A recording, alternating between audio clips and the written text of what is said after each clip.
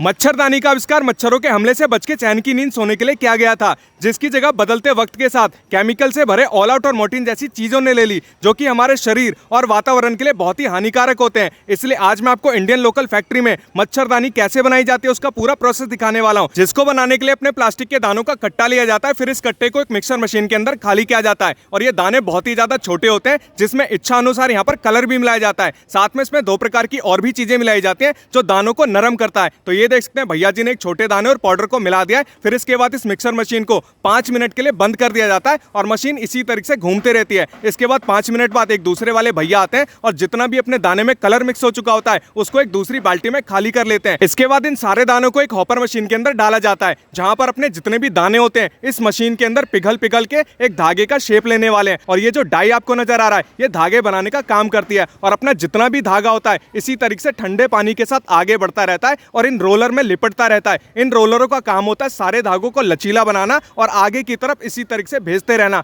तो ये देख सकते हैं इसी तरीके से लगातार ये प्रोसेस घूमता रहता है और अपने सारे धागों को नरम करते रहते हैं। इसके बाद अपना जितना भी बना हुआ धागा होता है इसको और लचीला और नरम बनाने के लिए गर्म पानी से लगातार इसी तरीके से गुजारा जाता है। तो ये देख सकते हैं इसी तरीके से ये प्रोसेस चलता रहता है और लगातार इन बड़े बड़े ड्रम साइज के रोलरों पे घूमता रहता है। इसके बाद इसकी थिकनेस को एक भैया जी चेक करते हैं, यानी जिस हिसाब की मोटाई होनी चाहिए, जिस हिसाब की अपनी मच्छरदानी बनेगी उसी हिसाब से यहाँ पर इसकी थिकनेस को चेक किया जाता है। जब अपना धागा पूरी तरीके से मच्छरदानी बनाने के लिए तैयार हो जाता है तो इसी तरीके से इसको आगे भेजा जाता है और इसको छोटे छोटे रोलरों पे इसी तरीके से लपेटा जाता है। तो ये देख सकते हैं इस तरीके से कम 20 से 25 रोलर यहाँ पर तैयार किए जाते हैं और जब रोलर बनके तैयार हो जाता है फिर इसको अलग मशीन में लगाया जाता है और इसको अलग अलग बड़े बड़े रोलरों में यहाँ पर लपेटा जाएगा। अब आप देख सकते हैं यहाँ पर धागे के बड़े बड़े रील बनके तैयार हो चुके हैं। अब इनको बड़ी बड़ी मशीनों में लगाया जाएगा और जिस तरीके से कपड़े की बुनाई की जाती है सेम उसी प्रकार से मच्छरदानी की नेट की यहाँ पर बुनाई की जाएगी, जिसका प्रोसेस आप देख सकते हैं जो कि देखने में बहुत ही बढ़िया लग रहा था। तो अब आप देख सकते हैं यहाँ पर हमारा मच्छरदानी वाला जो नेट है लगभग बनके तैयार हो चुका है। फिर इसको बड़े बड़े बंडलों में इस तरीके से लपेट के रखा जाएगा, फिर आगे भेजा जाएगा जहां पर इसके छोटे छोटे बंडल बनाए जाएंगे। और ये जितना भी अब काम होने वाला है वो सब लेडीजों के द्वारा किया जाएगा और हाथों से किया जाएगा, क्योंकि तमिलनाडु में जितना भी काम होता है वो भैया लेडीजों के द्वारा किया जाता है और ये लेडीज अपने काम में बहुत ही ज्यादा हार्ड वर्किंग होती है।